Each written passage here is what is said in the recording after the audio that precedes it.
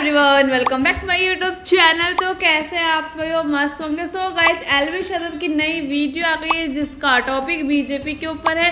सो wait किस चीज का, वीडियो को एंजॉय करते हैं। राम राम सभी लोगों को, welcome back to another main channel video. आज की वीडियो बहुत ज्यादा स्पेशल होने वाली है क्योंकि आज का हमारा टाइटल है हरियाणा विधानसभा चुनाव 2024। मतलब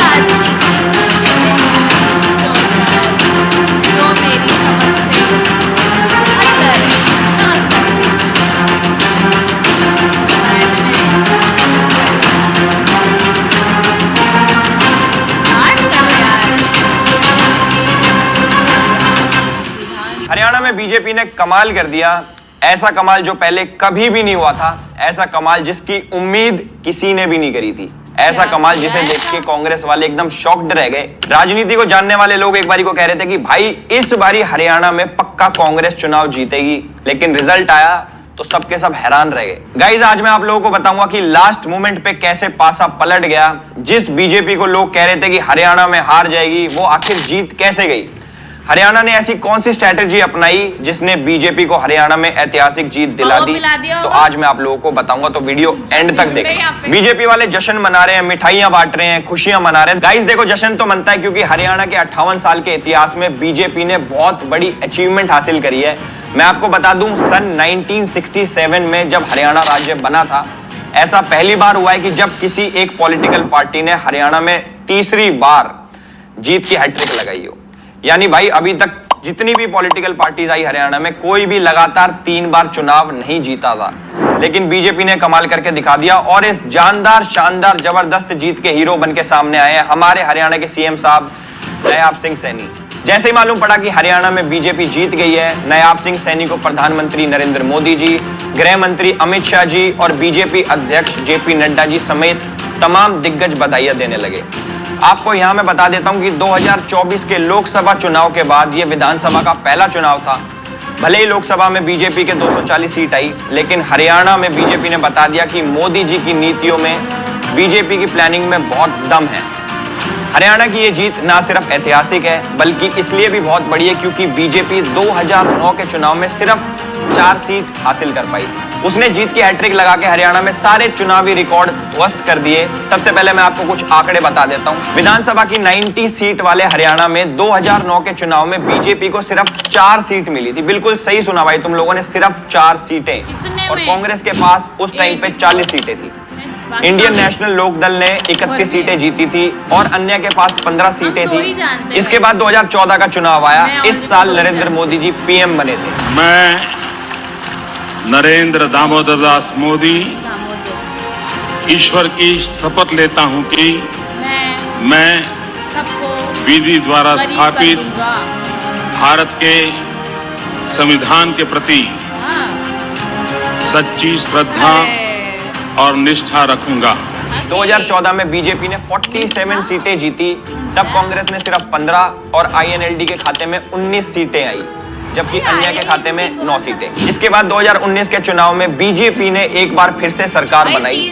2019 में बीजेपी ने 40 सीटें जीती, कांग्रेस के खाते में 31 सीटें आई। आईएनएलडी ने सिर्फ 1 सीट जीती और जेजेपी ने 10 सीटों पे कब्जा किया। जबकि इस बारी यानी कि 2024 में बीजेपी ने जोरदार प्रदर्शन करते हुए 48 सीटें जीती। कांग्रेस ने पिछली बार से थोड़ी सी बढ़ के 37 सीटें जीती।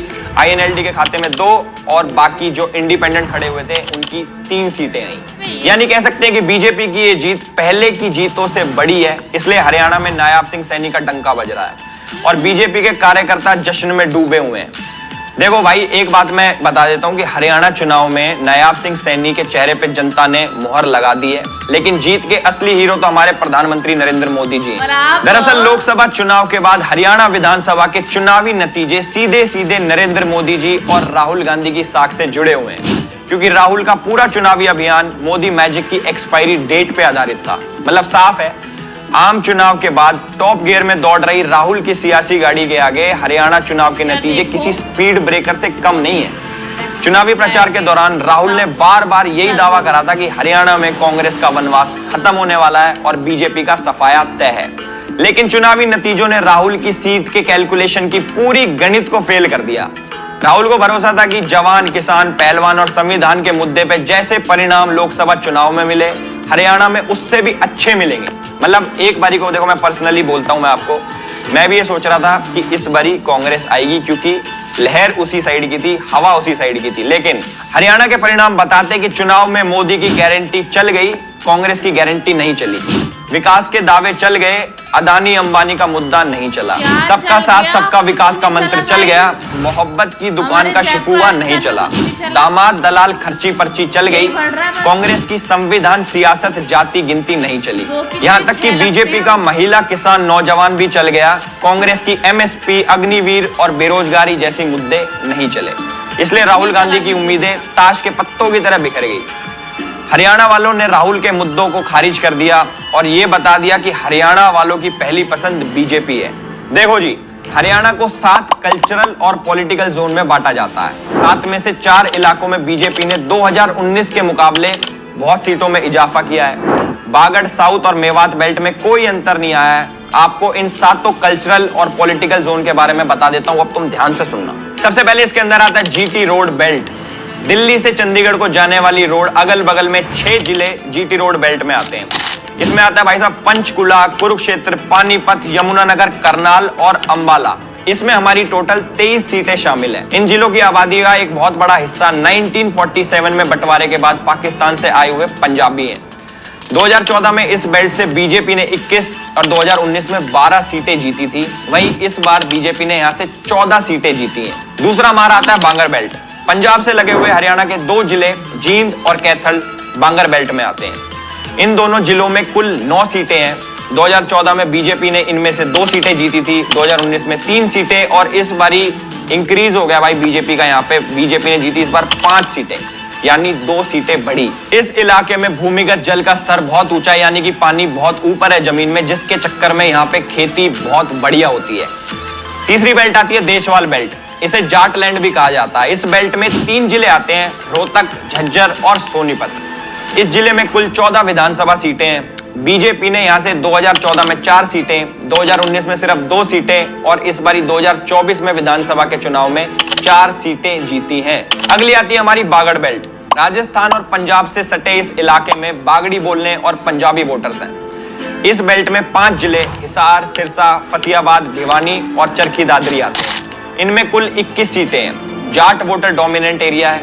2014 में बीजेपी ने इस बेल्ट से 6, 2019 में 8 और इस बारी भी बीजेपी ने 8 सीटें जीती हैं। अब लास्ट में आता है अहीरवाल बेल्ट।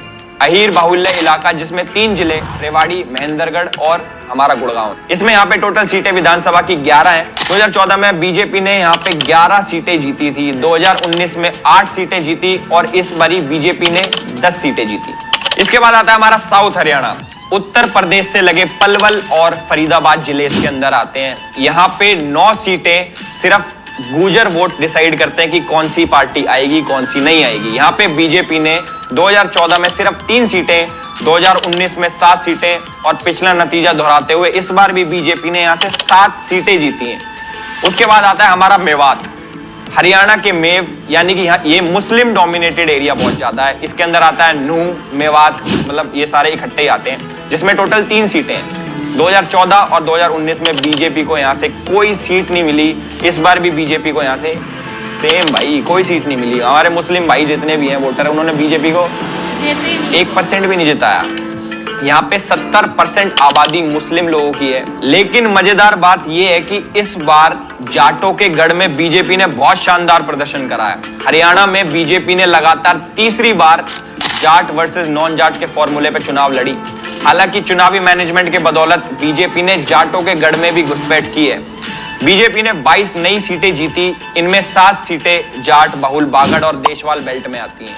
इसके अलावा पंजाबी और जीटी रोड बेल्ट में एक्सपर्ट्स बीजेपी की कमजोरी मान रहे थे, लेकिन बीजेपी ने यहां से भी 7 नई सीटें जीत के इतिहास रच दिया। देखो भाई, भले ही चुनाव छोटे राज्य का है, लेकिन चुनाव से निकला सियासी संदेश बहुत बड़ा है। हरियाणा में कांग्रेस की वापसी के लिए राहुल गांधी ने खूब पसीना बहा दिया भाई साहब। 1-2 नहीं, पूरी 15 रैलियां करी। लेकिन नरेंद्र मोदी जी चुनावी प्रचार के दौरान हरियाणा में सिर्फ और सिर्फ 4 रैलियां करी। इसके बारे में मैं आगे डिटेल में बताऊंगा। लेकिन अगर चुनावी प्रचार का स्ट्राइक रेट देखें तो नरेंद्र मोदी जी सुपर हिट साबित हुए। जबकि राहुल गांधी अपने चेहरे पे, अपने मुद्दों पे कांग्रेस की वापसी कराने में विफल रहे। पार्टी की लाइन के नतीजे नहीं आए, मतलब कि इस बारी कांग्रेस हमारी हरियाणा में हार गई, तो उन्होंने हार का ठीकरा पूरा ईवीएम पे फोड़ दिया।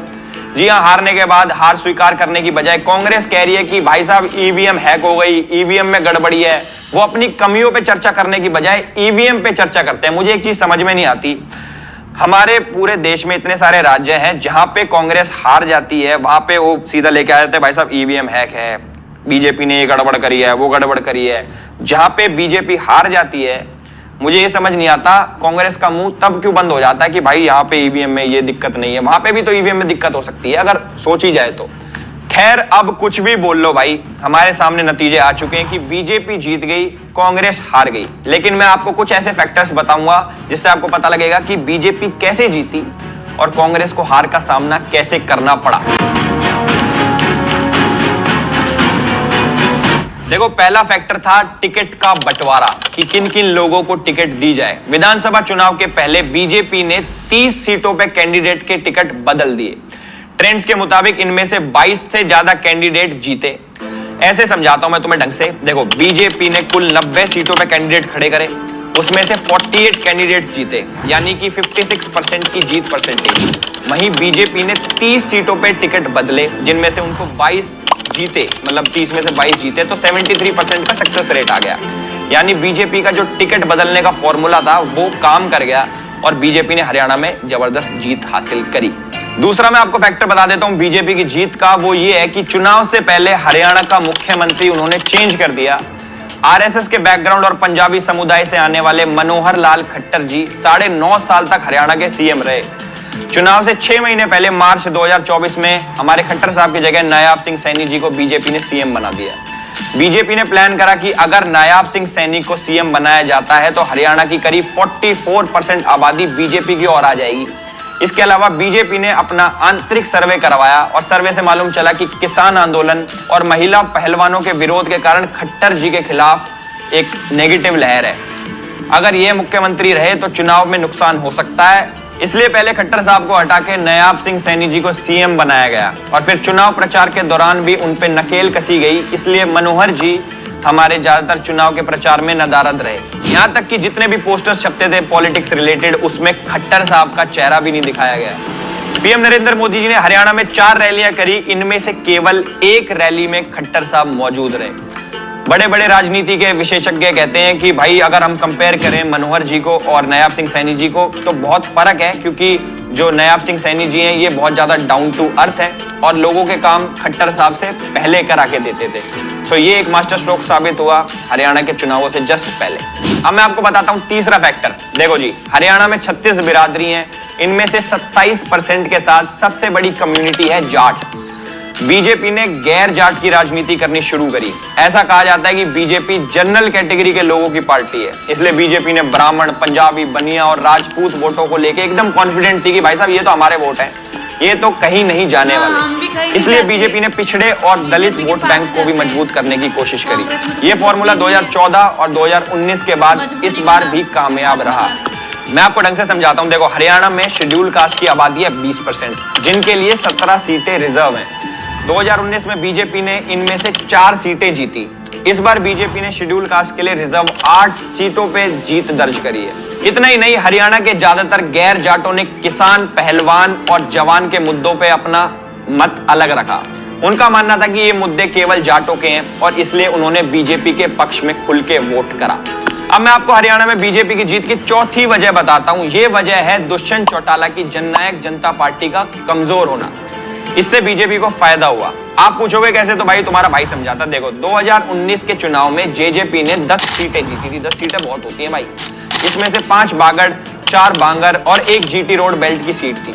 लेकिन इस बार 2024 में जेजेपी का भाई साहब सफाया हो गया। एक भी सीट नहीं आके दी जेजेपी के पास। जेजेपी की 10 सीटों पे बीजेपी और कांग्रेस ने जीत दर्ज करी। उसमें से बीजेपी ने 4 सीटें जीती, इसमें बांगर और बागड़ बेल्ट की 2-2 सीटें हैं। वहीं कांग्रेस ने भाई साहब इसमें से 6 सीटें जीती। इनमें बागड़ बेल्ट की 3, बांगर बेल्ट की 2 और जीटी रोड बेल्ट की 1 सीट शामिल है। दरअसल 2019 में जो चुनाव हुआ था, बीजेपी और जेजेपी ने अलायंस करके सरकार बनाई थी।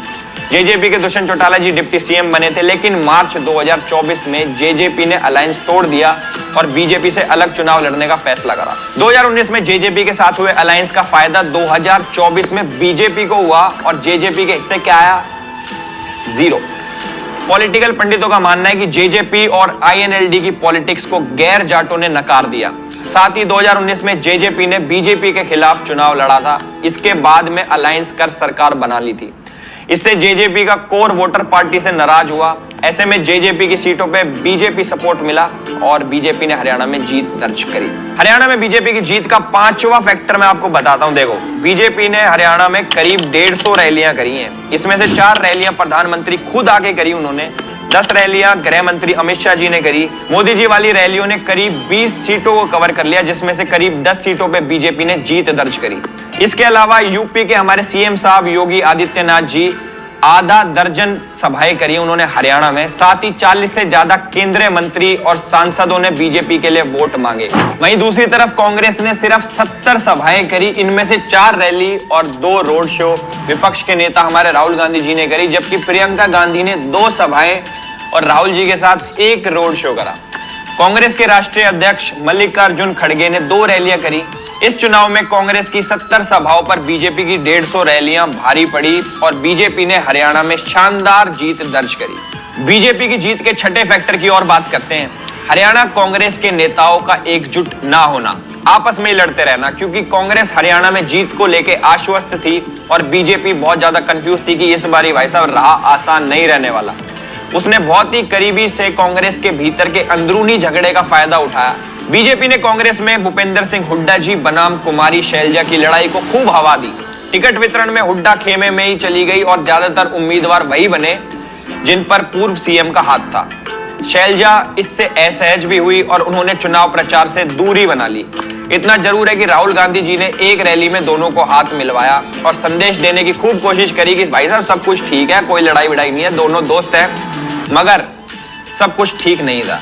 इसके अलावा हरियाणा में कांग्रेस के भीतर सीएम उम्मीदवारों की भी लाइन लग रखी थी, क्योंकि कांग्रेस मान के बैठी थी कि भाई साहब इस बार हरियाणा में कांग्रेस सरकार बनाएगी और इसलिए भूपेंद्र सिंह हुड्डा जी बार बार कह रहे थे कि ना वो टायर्ड है और ना रिटायर्ड है। एक तरीके से वो अपने आप को सीएम उम्मीदवार बता रहे थे।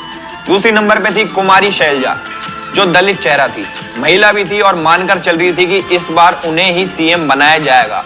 रणदीप सिंह सुरजेवाला भी बार बार कह रहे थे कि हरियाणा के विकास का विजन उनके पास है और वो भी सीएम बनने की इच्छा रखते हैं। एक बड़ा वर्ग ऐसा भी था जो चाहता था कि दीपेंद्र सिंह हुड्डा सीएम बने। तो कुल मिला के आपसी लड़ाई ने कांग्रेस की लुटिया डुबा दी।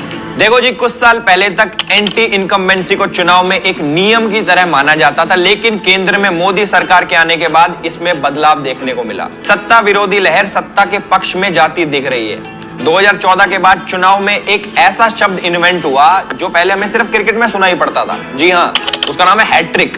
केंद्र में तो कोई सोचता ही नहीं था, बल्कि जिन राज्यों में सुनाई पड़ता था उसमें एक अलग ही मिसाल दी जाती थी। लेकिन पिछले कुछ वर्षों में बीजेपी ने कई राज्यों में करके दिखाया है। हरियाणा के जब नतीजे आए तो इसने सभी को चौंका दिया। हरियाणा में एक ऐसी जीत की उम्मीद कोई नहीं कर रहा था, लेकिन बीजेपी यहाँ हैट्रिक लगा के इतिहास रच दिया। इसके साथ ही साथ एंटी इनकम्बेंसी को प्रो इनकम्बेंसी में बदल दिया। हरियाणा में आए नतीजों के बाद बीजेपी ने यह साबित कर दिया कि 2014 के बाद वह कांग्रेस के मुकाबले राज्यों में अपनी सत्ता बचाने में ज्यादा सफल रही है। पिछले साल के आखिरी में आपने बीजेपी मध्य प्रदेश में दोबारा सत्ता में लौटी, तो वहीं असम और यूपी में भी सेम देखने को मिला। बिहार में भी नीतीश कुमार जी के साथ वापसी हो चुकी है।